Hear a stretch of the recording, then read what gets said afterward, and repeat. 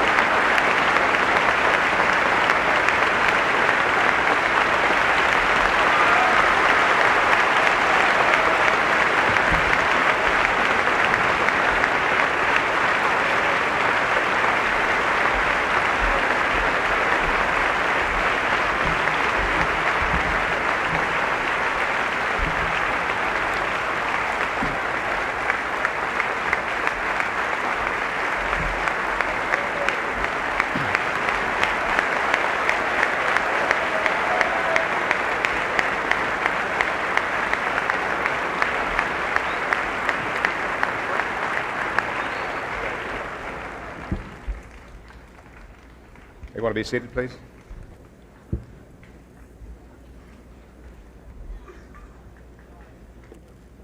Indeed, this is a very momentous occasion.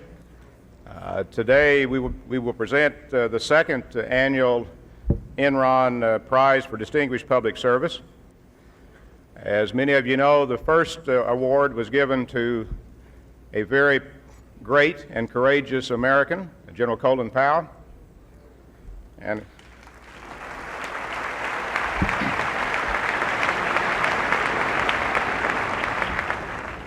the second Enron Prize will be presented to an equally great and courageous Russian, Mikhail Gorbachev.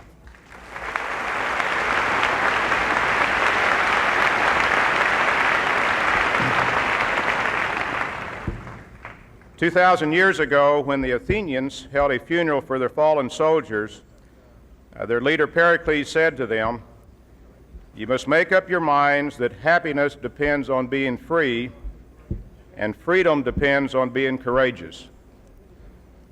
Pericles' words are certainly equally true today and equally true on this occasion. In our century, the happiness and freedom of hundreds of millions of people depended on the courage of one man. Standing before us is the father of freedom and democracy in Russia and most of the former Soviet Union.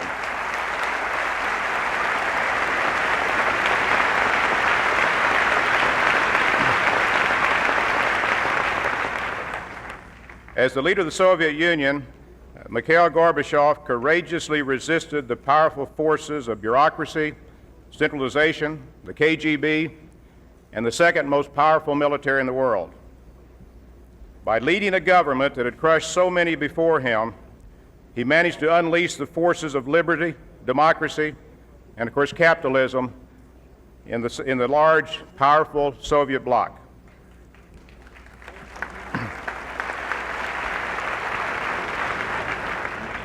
Not only did he unleash these forces in the former Soviet Union, but he set off a movement around the world where governments have embraced democracy, liberty, and liberalized free enterprise, which in fact has changed the lives, again, of not just hundreds of millions of people, but billions of people. I am delighted today to join Jim Baker in presenting the second annual Enron Prize to Mikhail Gorbachev, a truly extraordinary leader of our times and of all times. Jim?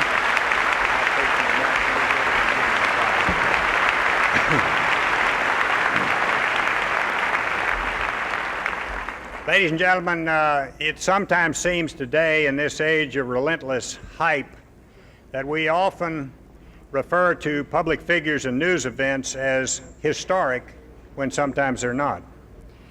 But I don't think this ought to blind us to the fact that there are events that are truly historic, just as there are individuals that fully deserve the description, although both are rare. One such event, of course, was the breathtakingly dramatic change that swept Central and Eastern Europe and the former Soviet Union in the late 1980s and 1990s. And one such individual is this year's recipient of the Enron Prize for Distinguished Public Service. Through his policies of perestroika and glasnost, Mikhail Gorbachev forever put his country's Stalinist past behind it, and he set the Soviet Union on an irreversible path toward freedom. Thanks to his courageous efforts, hundreds of millions of individuals around the world today enjoy immensely more hopeful lives than when he first came to power. And this is not just true of the citizens of the former Soviet Union or even the peoples of Central and Eastern Europe. It is also true of Americans, Americans who no longer fear the horror of thermonuclear war. After 40 years, after 40 long years, the Cold War ended peacefully. And it ended in very large part because of the high ideals and because of the consummate statesmanship, and above all else, because of the tremendous personal and political courage of Mikhail Gorbachev.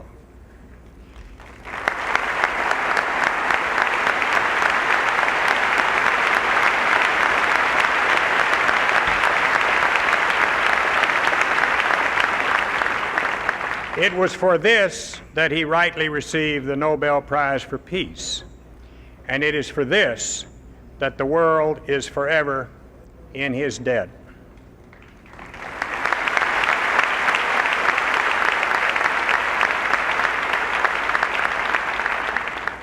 He is an historic figure in the fullest sense of the word, and his presence here today truly does honor to us all. Mr. President, the inscription on this year's award reads as follows: in recognition of the magnificent personal and political courage which he demonstrated in making outstanding and historic contributions to world peace and security, President Mikhail Gorbachev, the Enron Prize for Distinguished Public Service, the James A. Baker III Institute for Public Policy, Rice University, October 1997.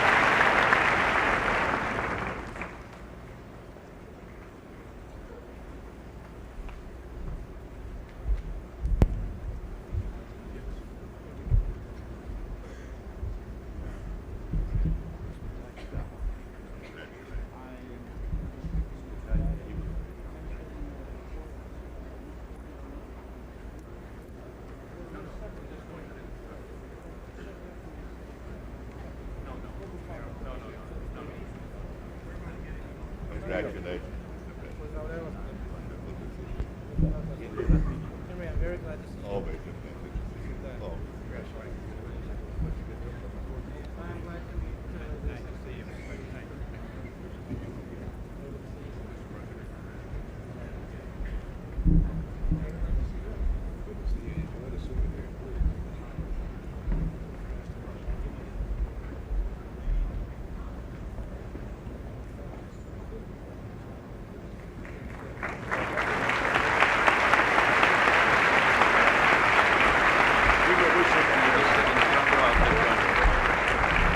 It is now our honor to ask President Gorbachev to come to the podium for his presentation. President Gorbachev.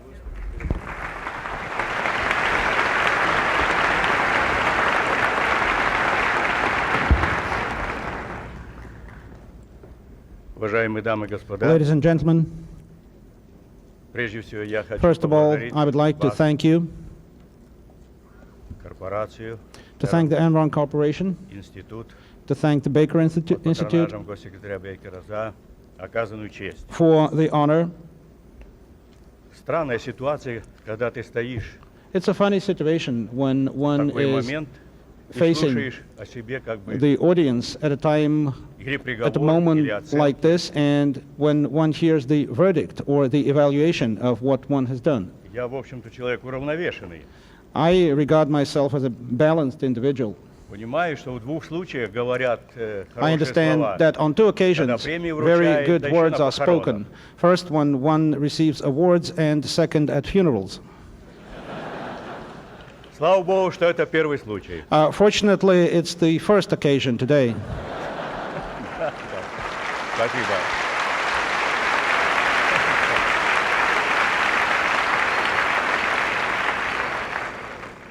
Мне доставляет удовольствие участвовать вместе с вами I'm very pleased to participate together with you конференции по in this интригующей conference that is discussing актуальной теме. very intriguing and very important issues.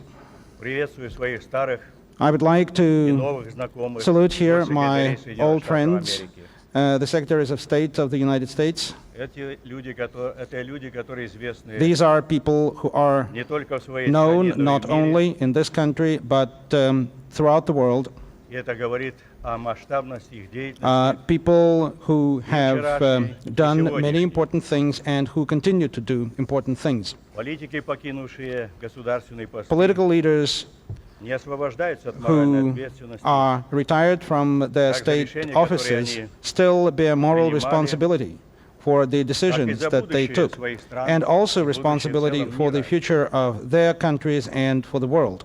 Их участие в нынешней конференции Their тому participation подтверждение. in this conference, I think, is evidence of the fact that they are ready to take that responsibility. Тема моего выступления сегодняшние The проблемы theme of my remarks today is the problems of today and the priorities for tomorrow. в эти дни. This is precisely what you have been discussing these days.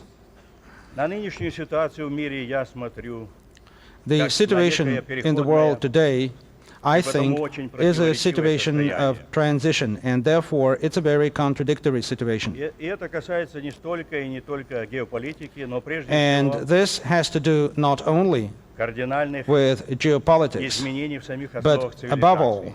the dramatic changes in the very fundamentals of our civilization. Эта моя ремарка предназначена для того, чтобы сразу I'm заявить making this remark because I мой wanted подход to к обсуждению темы конференции. identify my focus in my speech. Мне представляется в наше время выводить I believe приоритеты для that внешней политики, Today, priorities for foreign policy основываясь лишь на cannot национальных be based интересах, exclusively on the national изменениях interests после холодной or войны. even on the changes that happened in the Нельзя world принять after как за the исходный Cold пункт. War. This Это is не not a отрицание sufficient point of ни departure, значения интересов, even though они были the и national будут interests are определять very important and they will внешнюю continue to be important in И это shaping не foreign уменьшение policy. значений тех, которые изменений, And of которые course, произошли после this is not холодной войны. to underestimate the important changes that happened in the другом. world in the years after the Cold War. But Мир, в котором мы the живем, world in which we коренным live образом today отличается is dramatically не different, только того мира, not only в котором from он находился the state of the в world начале 20 века, in the но beginning и of the 20th от century, того даже, каким он but был в even середине from the state of the этого world in the middle of the 20th century. Мы оказались в ситуации, We которая are больше facing всего, a situation на мой взгляд, that I характеризовала think was very aptly described by Alvin Toffler, столкновение с будущим. and that is the future shock.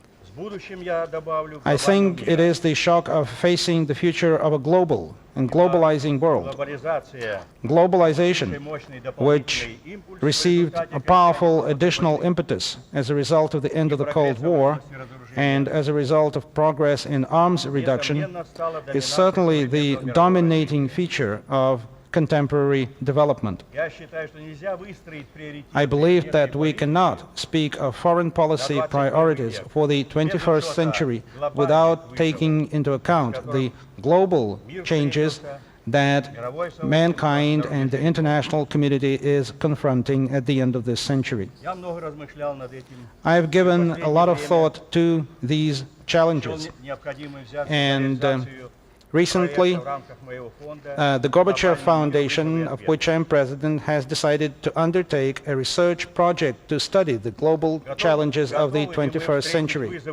The question is, are we prepared to meet the challenges of the 21st century? Нельзя думать о будущем, We cannot think about the future историю. by just extrapolating the past. Этот вопрос и The можно question, the сформулировать key иначе. question can be formulated in this way. Do we have Новым реалиям the политической political ситуации philosophy and the policies that are appropriate in these new Дискуссий на этот счет circumstances? предостаточно. There's been a lot of debate about this. Но пока мы, как Nevertheless, человеческое I общество, feel я, во всяком that случае, the как international community живем в основном традиционными still представлениями. lives by mostly traditional concepts. Между тем человечеству брошен нешуточный вызов. However, the challenges that mankind is facing are monumental, and they require the development of long-term strategies, Иных принципов, new отношений priorities, человека and к new природе, principles for the relationship between man and nature, between the individual and society, and relations between different cultures and religions. Therefore, we need a radical change in attitudes, in the mindset. время, The которое time диктует has новые come качества и that иной dictates масштаб a new восприятия. quality and a new perspective in looking at things. And therefore, we need to take a very broad view of the world as an integral whole.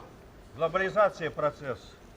Globalization is an objective process that cannot be stopped, Отменить. nor can it be wished away. Но сказанное, однако, не This, означает, however, does not mean и всё мировое that the world, that the international community фатальная ситуация. is facing some kind of inevitable or fatal situation. Будет ли он монополизирован кем-то, That we know how the process of globalization will proceed, whether this process will be monopolized by someone or whether it will be a process led by the entire international community. международных отношений. A lot will depend on how the international politics will change.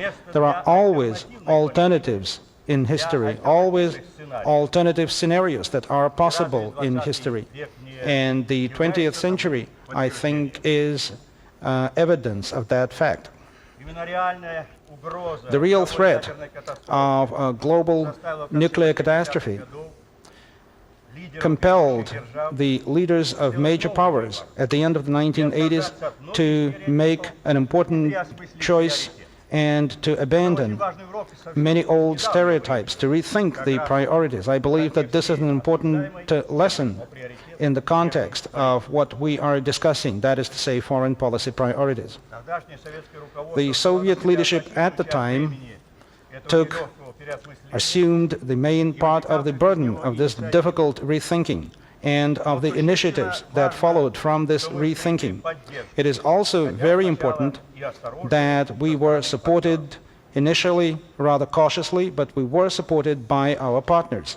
итогом стало преодоление конфронтации, The result возникновение was the небывалых end of the confrontation and the emergence of unprecedented opportunities взаимодействия и for равноправного real interaction and equitable cooperation for all countries.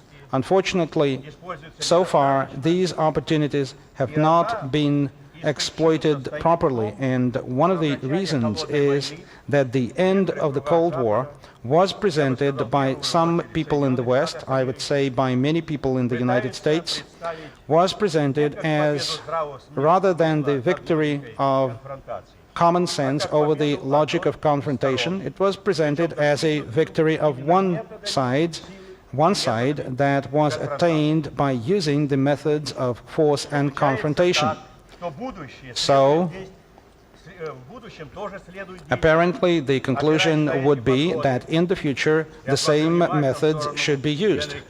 I'm looking here at Henry Kissinger. ищем истину. We are, I think, looking for the Я truth, думаю, если мы будем but perhaps have somewhat different approaches. Leadership at the time took, assumed the main part of the burden of this difficult rethinking and of the initiatives that followed from this rethinking. It is also very important that we were supported initially rather cautiously, but we were supported by our partners. Итогом стало преодоление конфронтации. The result was the end of the confrontation and the emergence of unprecedented opportunities взаимодействия и for равноправного real interaction and equitable cooperation for all countries. Unfortunately, so far, these opportunities have not been exploited properly, and one of the reasons is that the end of the Cold War was presented by some people in the West, I would say by many people in the United States, was presented as, rather than the victory of конфронтации. common sense over the logic of confrontation, it was presented as a victory of one side that was attained by using the methods of force and confrontation. Что будущее So, в будущем тоже следует apparently, the conclusion would be that in the future, the same methods should be used. I'm looking here at Henry Kissinger. ищем истину. We are I think, looking for the Я truth, думаю, если мы будем but perhaps have somewhat different approaches. из того вывода, который My feeling is that if we итогом холодной войны base future politics on force, мучить себя и as would follow from this evaluation of the end of the Cold War, then, of course, everything would seem very simple. я не думаю, Big что stick politics, but I don't think that this is the right choice.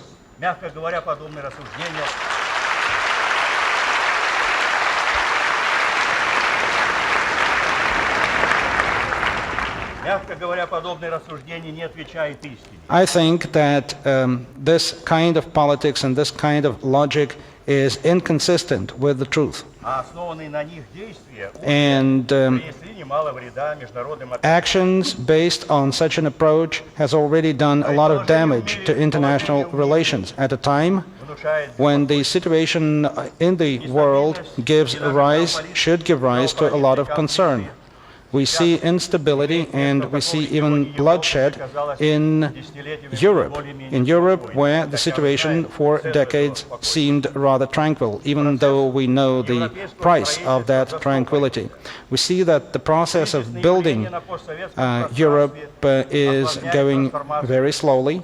We see the crises in the former Soviet Union that make it very difficult to transform the system there.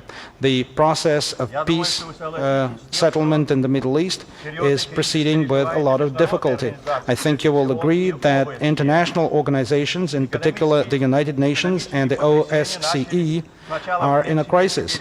We see economic upheavals, first in Mexico and now in Southeast Asia, that indicate that international economics may encounter serious difficulties. We see the growth in the environmental problems in the world.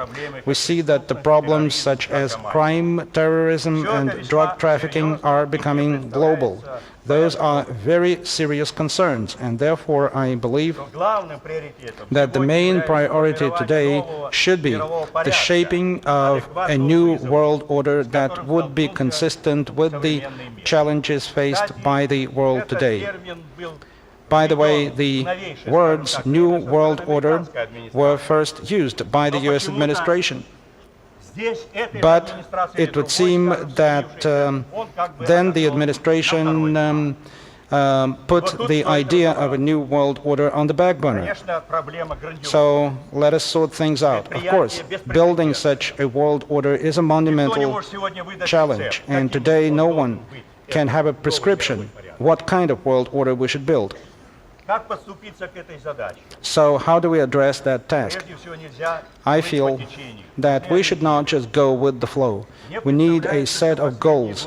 I believe that over the past years we have seen that the international community will not accept a world order under the auspices of one power or of a group of countries. We should also avoid another temptation to think that the management of global processes requires a kind of uniformity of nations, that the national character of economics, politics, and culture should be minimized.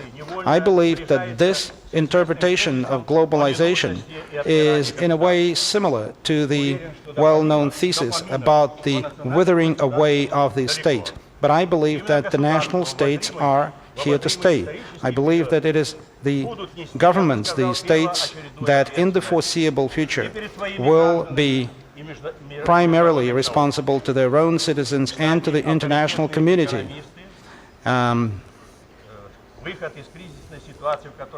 The crisis situation in Southeast Asia, for example, has been analyzed by the economists, many of whom believe that the regulating role of the state is important in overcoming that crisis. Therefore, we should find a reasonable balance between national and global politics. We should implement that kind of balance in the organization of the international community. I believe that that organization, the organizational structure of the international community, should be based on a reformed United Nations. I believe that the emerging global system requires legitimate governance that will reflect the collective will of the international community, that will have sufficient powers in addressing global problems.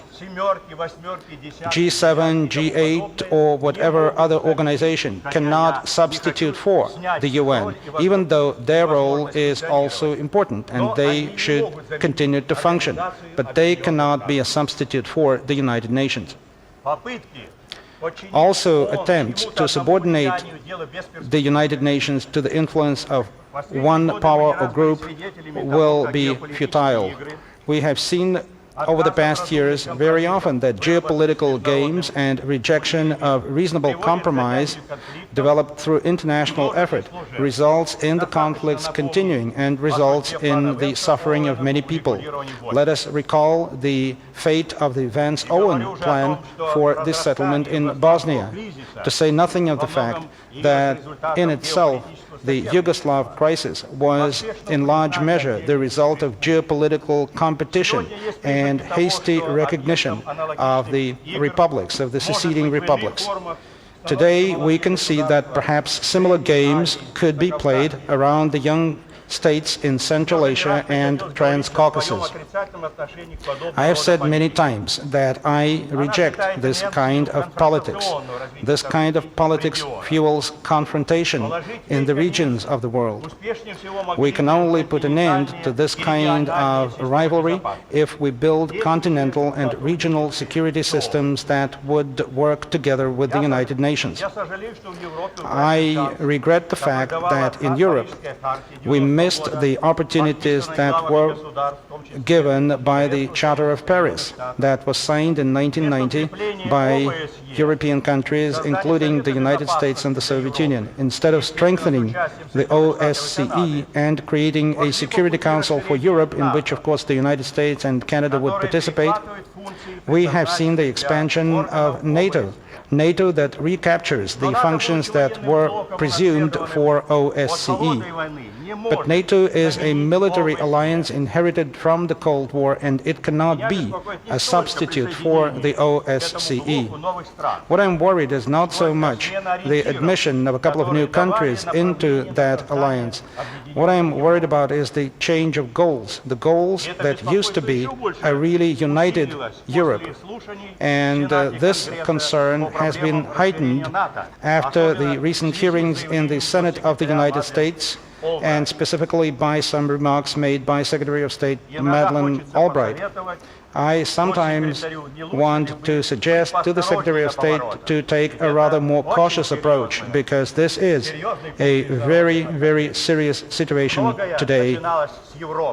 Europe is a focal point where many things began, and if once again we draw dividing lines in Europe, this could result in very undesirable developments. I've been told that Henry Kissinger here has been speaking about Russia, and that Dr. Kissinger believes that interaction and engagement with Russia is important, and that the role of Russia should be understood and accepted. I welcome this fact. I welcome these remarks. At the same time, I think that there is still a line that very often is drawn, that Dr. Kissinger draws between Europe and Russia. Dr. Kissinger, who is my old friend and sometimes opponent, thinks of Europe in terms of starting in Brest, France, and ending in Brest, Belarus. To me, Europe is from the Atlantic to the Urals and to Vladivostok. And I think that this is the Europe that we accepted in the documents that many of us signed. I wouldn't want this narrower Europe to be supported. The decision about NATO expansion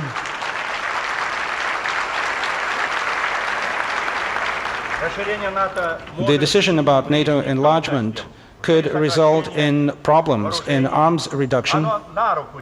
This decision gives ammunition to those who are trying to question the need for ratification by Russian Parliament of the START II Treaty and the Chemical Weapons Convention. In Russia, an increasing number of people believe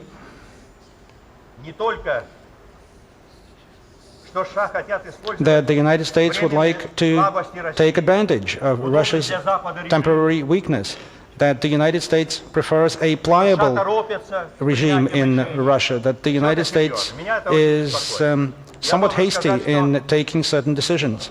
This is of great concern to me. I must say that speaking in Russia, I always defend the same position that I took during the years when we changed our relationship, when we developed partnership and trust, and when we opened prospect not only for our bilateral relations, but also for global politics. So I have to defend my policies. And that is very often because here in the United States, sometimes decisions are taken that are not carefully thought through. Not only in Russia, but also in other countries of Europe, people want to understand what kind of united Europe does the United States envision, what kind of principle of united Europe does the U.S. envision, what kind of role for America and Russia. If the United States regards united Europe as a real prospect, then why does the United States give no attention to the Charter of Paris, which we signed in 1990? Why does the United States distances itself from the OSCE process? Could NATO enlargement be an attempt to continue a kind of protectorate over Europe? All of these questions are the questions that we have to ask, and this makes it even more difficult to undertake the very complicated transition in Europe. We also see the emergence of problems in other areas, such as the proliferation of nuclear weapons, where Russian-US interaction is particularly important. Of equal importance from the standpoint of foreign policy priorities is the Asia and the Pacific region. Here, as in Europe, the interests of the United States and Russia engage, and here we also engage with increasingly important countries such as China, India, Japan, and Indonesia. The stable economic development of these countries does not yet allow us to think that their future and their foreign policy course is quite predictable, and therefore policies in this region have to be extremely responsible. I am very much against playing a card, the policies of playing a card, the policies of confrontation, the politics of power. And this I would like to emphasize in this context. Equally unacceptable is ideologization of relations with these countries. China will definitely become one of the political and economic centers in the coming century. China will have to face the problem of conforming the political system in the country with its economic evolution. Not only China itself, but the international community as a whole has an interest in stable and sustainable development of that country. And this interest should be reflected not only in bilateral relations with China, but also in engaging China in international institutions. The problems of global and regional security, of international law, and the problems of bilateral relations cannot be seen separately from the global trends and contradictions, from the challenges that I've mentioned.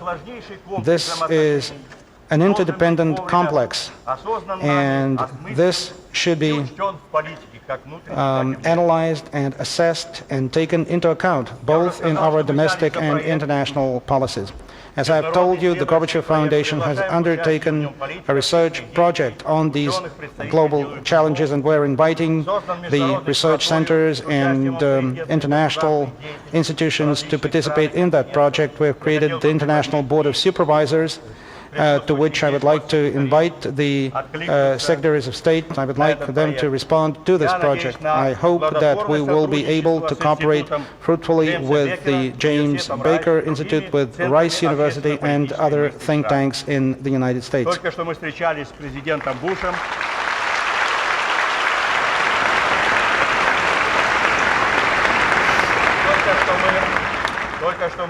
I've had a meeting this morning with President Bush, and we agreed that we will also cooperate within this theme and will try to develop a common agenda for this project. These fundamental problems, these issues are of great concern to me, and therefore I had to speak about these concerns to you. Nevertheless, I think that my remarks will be complete only if I speak about the specific situation today in the Russian-US relations. Russia today is still in the throes of the crisis that is of extraordinary difficulty. Russia doesn't want to return to the totalitarian past. Still, our society is very disappointed about what has been happening recently. This disappointment also extends to some of the aspects of Russia's international relations. The euphoria of hopes that there will be a conflictless and partnership with the West has been replaced by increasing mistrust toward the intentions of the West. This kind of attitude is quite strong among some members of the Russian establishment, but it is also extending to broader public opinion and can take root. My impression is that mistrust toward Russia is also gaining ground among some American leaders and some people. Is there a reason for this? I believe that, yes, there are some pretexts and excuses for such an attitude, but there is no fundamental reason for this. Some people, however, think differently. Recently, I read a report of the Washington Institute Center for Strategic and International Studies about corruption in Russia. 2 senators and 3 former CIA heads conclude, in effect, that Russia cannot be dealt with, that Russia is dangerous to the U.S. national interest. The authors of that report, who are very competent people, I think must know that neither today nor in the future can Russia threaten the fundamental national interest of the United States. So what is happening? Well, it seems that there is a demand for this kind of suggestions. As I have already said, last September, Deputy Secretary of State Strobe Talbot in the Wall Street Journal explained the American vision of Russia. Jim Baker, of course, remembers that I asked President Bush about what is the U.S. vision of Russia in London when we were meeting prior to the G7 meeting.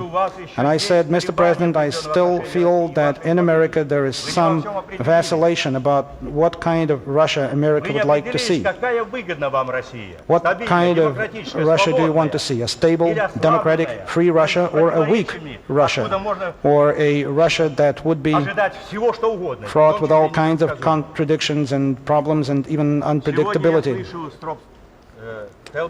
The говорит о том, article by какой хотели бы Talbot видеть Россию. Ну, explains что я скажу? Прочитав the это, kind я of могу vision сказать, that the U.S. окей, has of Russia, and I believe that this vision is okay with us. This explanation is okay. хотелось бы This только, is acceptable, but чтобы за we would словами like the rhetoric следовала to be адекватность, consistent практическая политика, with the практические действия. policies, with the action. Суть дела отметил однажды The German philosopher Hegel once said that the essence of things is not so much in its object, but in its realization. So it's the realization, the implementation of U.S. policies that is today questioned by many people in Russia. The first question is there a hidden agenda in the Western policies, in American policies toward Russia? Is that agenda based perhaps on the idea of containment and even rollback? Is an attempt being made to shove Russia away from important international issues, even from issues that are within its legitimate sphere of interest? Is perhaps an attempt being made to address international problems by one country alone? The second question: can we perhaps suspect that there is an attempt being made to prevent any kind of integration, even voluntary integration, of former Soviet republics? The third question: is the model that is being imposed or recommended by Western financial institutions to Russia, is that a model that could result in Russia becoming a huge raw materials province? A province which is marginal to the real centers of international economics and politics. These questions are asked not only by people who are committed to old stereotypes and who are stuck in the past. I am the person who gave a lot of effort to normalize relations with the United States after many years of confrontation, and I hear those questions from people who are not instinctively anti-American. I hear those questions from people who are very friendly and who have been friendly for many years toward America. And if the American leadership doesn't want, if the American government doesn't want to undermine the psychological basis for the normal long-term relations with our country, it has to take these doubts into account. I would say this.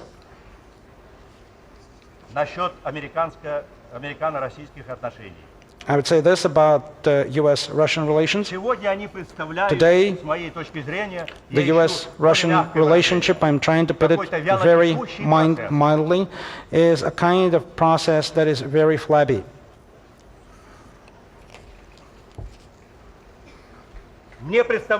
I feel that the strategy of the United States with respect to my country, with respect to Russia, that would be based on the assumption that a weakened Russia is consistent with the American interest. This strategy is both unrealistic because in large measure this will not be decided by the United States, but this strategy would be quite dangerous if it became the real national policy of the United States.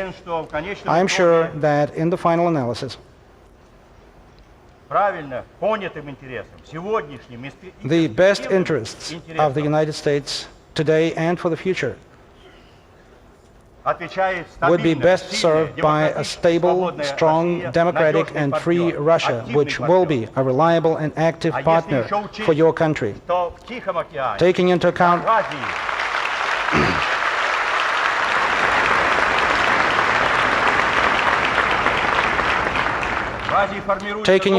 the fact that in Asia and the Pacific, new centers of power are emerging that have to be balanced by others, I believe that cooperation between United Europe, Canada, Russia, the United States is of great importance. It will be a center that would balance the new international world order. Perhaps the United States has not yet decided how to deal with Russia. And that is why my remarks might be useful in your thinking.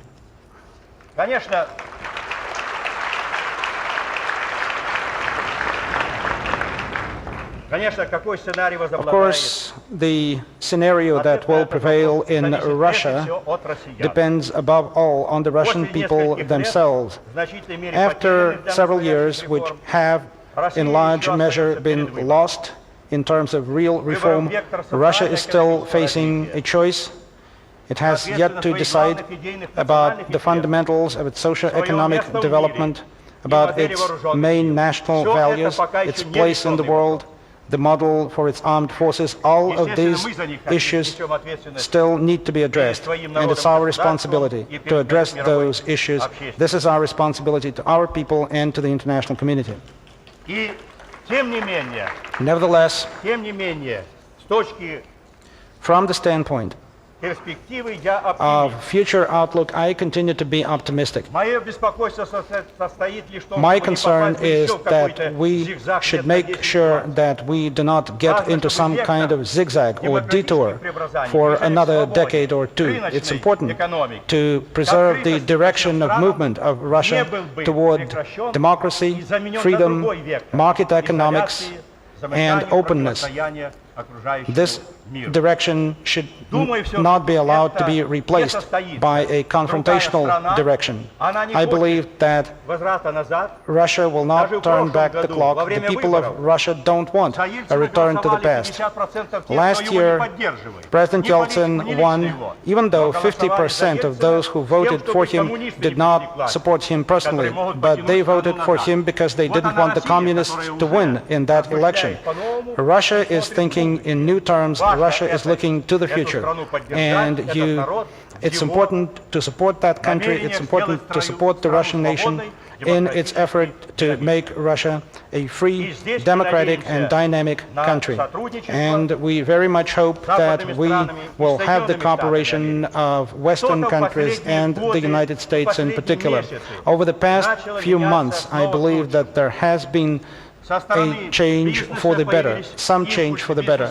The business community in the United States, I feel, now intends to implement some important cooperation project with Russia, not only in the oil and gas sector, but also in other sectors. If this is a sign of a new trend, I believe that this is perhaps the most important evidence that things are changing, and hopefully in the policies of the U.S. administration, such changes are to be very much welcomed. So I continue to be optimistic about the prospects for our cooperation that will be good for the people of the United States, because that will create jobs, that will create orders from Russia's immense market, and the Russian market, I believe, is unique and indispensable to you. Over the past 3 years, I've been visiting the United States very often, and I believe that I have gained very good knowledge of America and the American people. The further away one gets from Washington and New York, as perhaps from Moscow and St. Petersburg, the more interesting the discussion becomes and the more rapid the rapport that is established. And that is indeed so.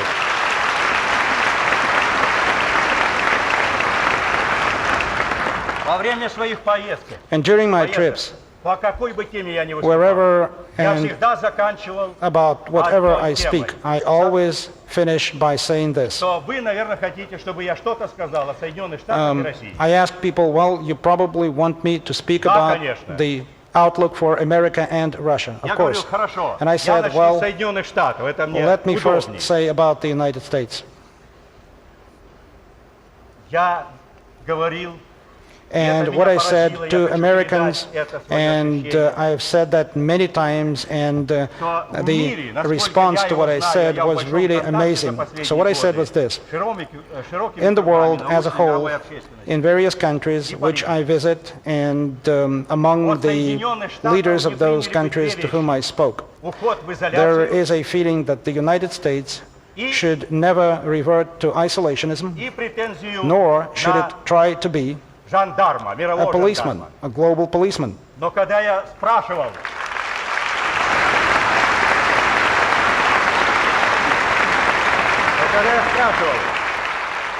And whenever I asked people, I said, do you Americans need that kind of role? People applaud me always agreeing with this. And I've spoken to large groups like 2,000 or even 20,000 people. So I feel that the policies of the US government will have to reflect this attitude of the American people, and I believe that this should give us confidence that the attitude, the feelings of our people will make it possible for our two countries to be long-term strategic partners. Thank you.